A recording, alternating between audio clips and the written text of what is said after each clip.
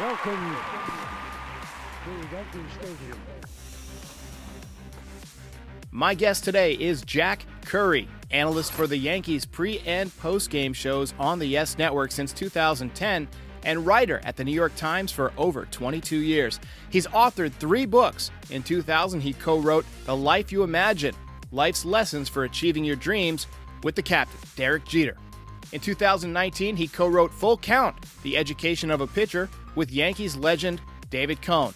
And in May of 2022, he will be releasing Swing and a Hit, 9 Innings of What Baseball Taught Me, with another Yankees legend, Paul O'Neill. Due to the state of the lockout, we were limited in the topics that we were allowed to discuss, but we did dig into his most recent project. Please welcome Jack Curry.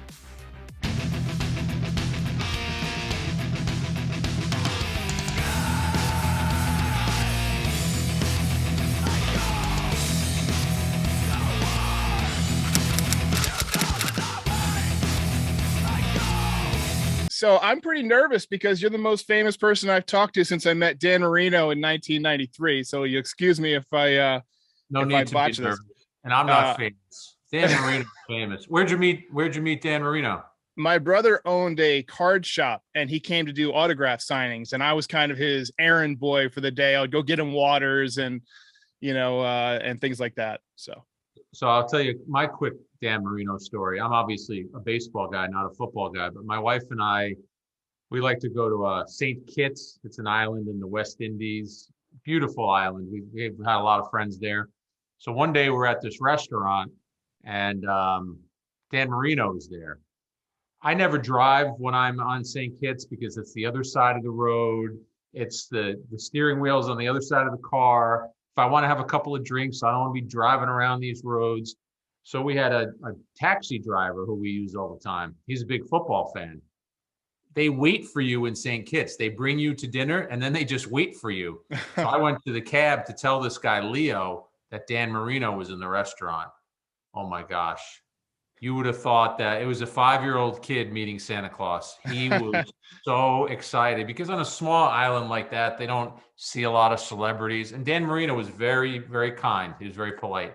He was a great guy. When I met him, I was a 12-year-old kid, and he was just so polite to me. So great professional. But again, thanks for being so generous with your time. I have to say, I'm a big fan of your work, your professionalism, your writing. Back to the Derek Jeter book in, I want to say it was 2000. I read it when I was in college.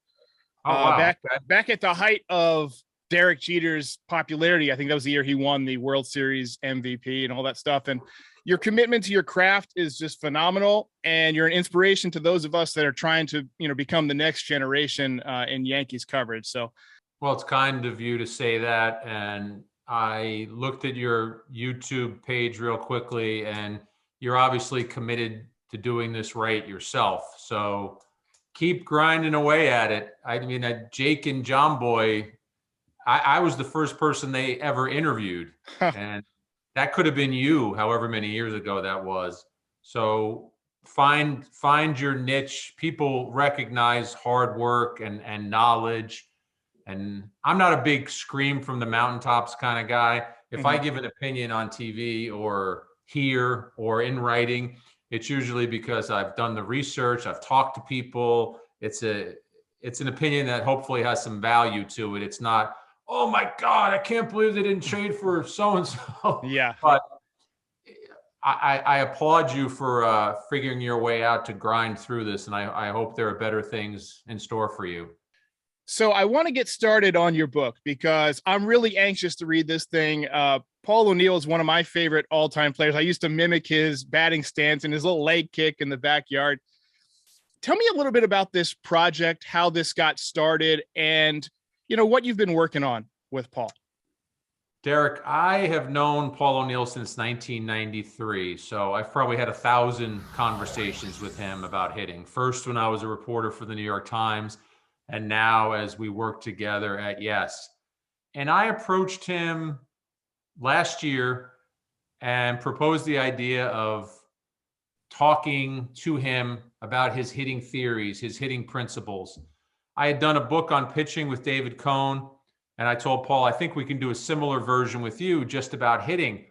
But the thing that's interesting to me about Paul is that it's not just his hitting theories in this book, which are all in there. And he loved the line drive swing with a slight uppercut at the end, which was the Ted Williams advocation of hitting.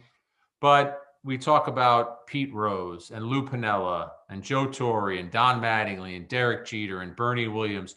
So each chapter almost threads its way around another personality. Paul was in the major leagues 8 days, and Pete Rose gets the all-time leading hit. He breaks Ty Cobb's record. So you talk about somebody who has lived a lot of baseball history. Paul O'Neill is that person, and we tried to bring that to life in this book. Yeah, I mean, he was just so surrounded, by greatness. He was part of multiple championship teams, obviously played with a number of Hall of Famers, the first ever unanimous Hall of Famer. Did he give you any insight other than his affinity for umpires and water coolers into what made him such a competitor, what made him such a good player over his career? It's a great question, Derek. And if I didn't do that in this book, then I have failed. But I know that we did do that because Paul grew up in a big family. He was the youngest brother, the youngest son. So he was constantly chasing his older brothers. They were older than him by between 2 and 8 years. So his father had a nice big backyard, and they turned that into their little ball field. And here was Paul O'Neill, 5 or 6 years old, trying to keep up with the kid who was 13 or 14. And I think that competitive fire started at a young age for him. His dad told him when he was 6, you're going to make it to the major leagues. His dad also told him his swing reminded him of Ted Williams. So Paul is very honest about his temperament and his fiery nature and how he became who he was at the major league level. That personality and those actions, they were born in that backyard where his brothers weren't going to let him play. They called him the baby. Weren't going to let the baby play unless the baby was halfway decent. And so he was constantly having to live up to what his brothers had already done. I think that's where you get that from. And in terms of the water coolers and the umpires, I think that's all part of that. I think Paul drove himself to be very, very successful. He thought he should get a hit every time up. And I know every player goes to the plate thinking, I want to get a hit here. Paul really believed he should get a hit every time. There's something too, growing up with brothers and how that makes you better at sports. I mean, I wasn't Paul O'Neill, but I had 3 older brothers, and just to compete with them, I mean, I had to learn to hit the faster velocities that they were throwing, and I had to learn how to pinpoint my pitches. Otherwise they would take it, into the next yard. But I mean, that's great to hear that someone was able to, take that sibling influence and channel that into a lifetime in sports. It's just amazing to me. Did you talk to any pitchers about what it was like to face Paul O'Neill? Because I go back to that Armando Benitez at bat in the World Series, where Armando Benitez at the time, I'm sure you remember, was as intimidating as they come because he would throw at you and he threw 100. Now, that's not necessarily a situation where he would throw at somebody, but O'Neill was up there fighting, fouling pitches off. And for anybody who hasn't seen the at bat, it's on YouTube. What did the pitchers have to say about facing Paul O'Neill? Well, first of all, it's interesting that you brought up that at bat because we really dissect that at bat against Benitez in the book. And we talk about how Paul was in survival mode for that whole at bat, just trying to stay alive, flailing at pitches to try and foul them off and try and get to a mistake from Benitez or end up getting a walk, which he did end up getting. And for all the hits Paul had in his career, over 2,000, almost 300 home runs, he told me that a lot of times when fans engage with him, they want to talk about the Benitez at bat, which wasn't even a hit. It was a walk. So that is definitely covered in the book. Obviously, David Cohn is a colleague of ours, so I've talked to him about Paul O'Neill. I talked to Al Leiter about Paul O'Neill. One interesting person whose input is in the book is Jesse Orosco, because as a lefty, he had mano a mano duels with Paul O'Neill year after year. And Paul was actually 0 for his first 17 against Jesse Orosco. Oh, wow. And it drove him nuts. So we chronicle that whole back and forth and what happened and why it happened when Paul finally broke that streak against Jesse Orosco. And kind of a little bit of an oddity, there's also some input that I got from Tim Wakefield and about how Paul approached facing a knuckleball pitcher. And I don't want to give it all away, but I will tell you this. When I told Wakefield what O'Neill was trying to do against him and how he approached him, Wakefield said, "I've never heard of any other major league hitter who took that approach." So there's definitely some interesting feedback from pitchers in there. I would have liked to have heard from Norm Charlton on his thoughts, because he was kind of the guy that whenever the Yankees were in Seattle, it was always Norm Charlton coming in to face Paul O'Neill with a man on second, you know. We talk about the at-bat in 95 too, Derek, where he takes Charlton deep. And he was friends with Norm Charlton because they had played together on the 1990 Reds. So though there might not be an actual quote from Norm in the book, his presence is felt in the book. You know, that 95 series, people forget about how good Paul O'Neill was in that series because the Yankees lost and because most of the attention was on Don Mattingly in his first series. Bernie Williams had a good series in 95, but O'Neill had a couple of big home runs. I remember one in particular in game 2, and then he hit one, I believe, in Seattle as well. Might hit 2 in Seattle, but that was a great series, just the beginning of his clutchness with the Yankees. But speaking of clutchness, you also did a book with David Cone, one of the other clutch Yankees, one of the clutch pitchers of all time. From a psychological point of view, what are some similarities between those guys that made them sort of the fierce competitor that are able to, sort of shut aside all of the New York hoopla and succeed under pressure? It's a great question, Derek, and I think you have to start with some of what we've already spoken about. David Cone had brothers as well. So he was this competitive, he called himself a runt. He was this competitive little runt from a young age. They're both from the Midwest. They were actually both drafted in the same year, 1981. And I think something that we've kind of forgotten about because they went on to excel in baseball. They were both very good in other sports. Cone was a terrific point guard. O'Neill thought that he might actually end up playing college basketball more than he thought he would become a professional baseball player. But I think we're a product of our environment and in our family. And in your most formative years, the people that you spend the most time around are going to be the people who help you form into who you become. So I think with both David and Paul, it was competitive family situations. I think it was parents, I don't want to just say fathers, but parents who were very involved. But in both instances, David's father catching his bullpens in the backyard, Paul's father throwing him BP, they were teaching their sons knowledge that they didn't have at that point. Cohen's father taught him the drop and drive delivery, similar to Tom Seaver.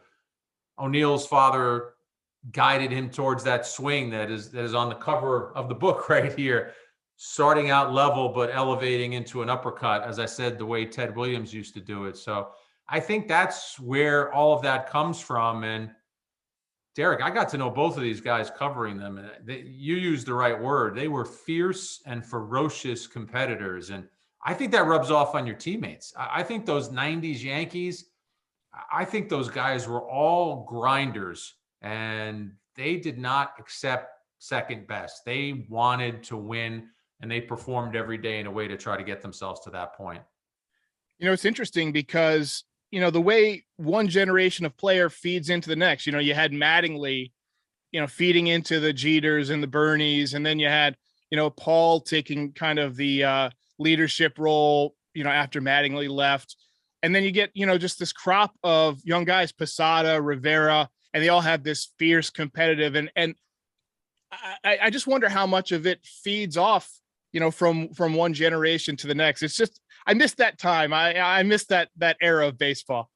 Paul told me a story about Jorge Posada, which again, my job here is to tease the book and promote the book, but he told me about something that would happen at the end of every meeting that Joe Torre had that was sort of emblematic of who those players thought they were.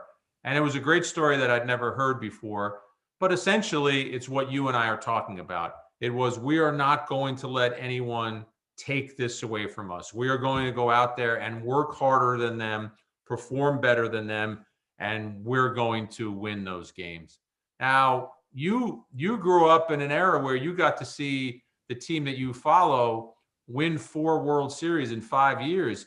That's an unbelievable blessing. So when you say you miss it, I understand that, but we may never see that again. We may go 100 years before we see that again. I got the rings right here, the replicas. Just a couple more questions for you, and then I'll let you go. I know we're almost out of time. I wanted to find out if you have any other collaborations in mind, because as a creator, I know that when I finish writing something, I've written a few books. They're not anywhere near as good as yours, but I write every single podcast that I do that's not an interview, and I write every single video. And I know that as soon as something is, quote, in the can, I start thinking about the next thing. Have you started thinking about your next project and who would be a good subject? I actually have, and it's not just an individual. I am going to write a book about the 1998 Yankees. That's my next project. So, sign me up first in line. the O'Neill book is essentially done. You get to the point when you finish as an author, there's some final edits. We have to pick out the pictures that are going to go in the book. We've got to write our acknowledgments and who we're dedicating the book to, but it's 90 to 95% done. So my next project, and I'm working with the same editor, Sean Desmond, and the same publisher, Grand Central Publishing. It's going to be a book on the 98 Yankees. It'll come out in 2023, obviously a 25-year anniversary book. And Derek, there were 38 players who played on that team, and my goal is to speak to 25 or more. I mean, some of those guys were bit players, only played a handful of games, but I want to go back and get them to remind us of the greatness of that season. And I will definitely tackle the question of, can this team or can that team be called the greatest of all time?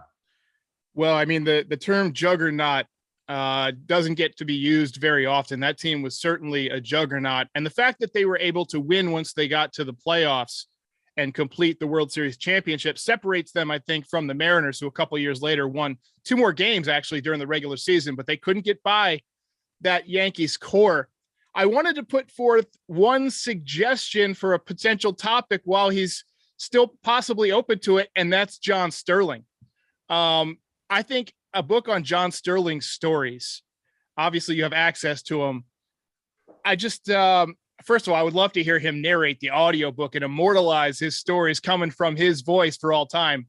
But I just don't think that he's gotten enough credit for. He's been around here this entire time. You know, he's been with the Yankees since '89, I think, doing the voice. I grew up listening to him when I was a kid. My older brother, used to sneak me out of my bedroom after my parents put me to bed, and we'd go listen to John Sterling and Michael Kay on the radio in his room, this little old timey radio. And that's how I became a Yankee fan. And if you're searching for topics beyond '98. I would just love to put out there that John Sterling would be a great subject. I agree with you wholeheartedly. And it's a surprise that someone hasn't done that previously. And I agree with you that I'm not an audiobook guy, even my own books. But that would be an audiobook that you would want to have, because you would want to hear John telling the stories that have made his career as special as it has been. That would be a fantastic book, and I think Yankee fans would devour it. So I've got 3 more off the wall kind of questions since we got 5 minutes. I always try and throw some random stuff at people. I got Brian Hoke with some of these. If you get up to bat at Yankee Stadium, just a random, in a dream maybe, what would be your walk-up music? What's the music that identifies and pumps up Jack Curry? Oh, that's an easy one, Derek, because I've been asked this question before, and I've thought about it. Mine would be London Calling by The Clash. I grew up loving The Clash. That was my favorite band of all time. I was fortunate enough to see them a few times. My brother and I saw them once in New York City at a place called Bond's Disco that is now a restaurant. And I was able to climb on stage after the concert and just trying to grab a drumstick or something. It didn't work out. But the Clash would be my number one choice. Growing up in Jersey, I liked Springsteen too, but the Clash and London Calling, that would be an easy choice for me. All right, we're gonna make it a little harder now, a little more off the wall. You worked for the New York Times for 22 years. A couple of years ago, they broke a story about UFOs. Are you a believer? Wow, I was not expecting this. I'm gonna say I wouldn't call myself a non-believer. I almost think it would be crazy to think that it's just us swirling around in this cosmos. So I'm going to say, though it's not a topic that I dig in on much, and if you handed me a book about UFOs, I would say thank you to your face, and then it would gather dust off to the side. I'm gonna with a lowercase yes, I'll say yes on the UFOs. Did you ask Hope that one? Did Hope get that one? He's had almost the exact same answer. He said, in a universe this big, it's hard not to believe that we're the only one. And I agree. And that's why I asked that question. I always am curious to see what people come to on that, because, some people they really into it. And it's kind of a recurring subject on our channel. It's a good question. It made me think, and this is way before your time. And it was even way before my time. I watched it in reruns and repeats, but I was a big fan of the show, The Twilight Zone. Oh yeah, I love it. Sci-fi show with Rod Serling. And he had a lot of episodes that involved that type of an alien, somebody visiting from another world. So out of respect for Rod Sterling's writing, I'm going to stick with my yes answer. I love The Twilight Zone. I watch it every New Year's Eve. Yes. Great thing about The Twilight Zone is that it had to be scarily written, because you didn't have all the special effects and stuff. So you had to come up with really creative stories. And some of those stories get retold by modern media, and you just recognize that, hey, that's an old Twilight Zone episode. Yeah, his writing was tremendous. The way they cut the shows was tremendous. And the way they cast the shows, the actors that they had on those shows always fit in perfectly. And final question. This is the toughest question anyone can be asked, and I'm anxious to hear your thought. Do you think that there's a meaning to life? And if so, what is it? I do think there's a meaning to life. I think it would be a sad world and a depressing world if we didn't think that there was a meaning to life.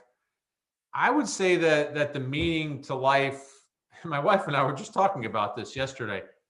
I would say that you've got to figure out a way to enjoy every moment that you have on this earth. At the same time, I think you have to do what you can to make those moments enjoyable for others.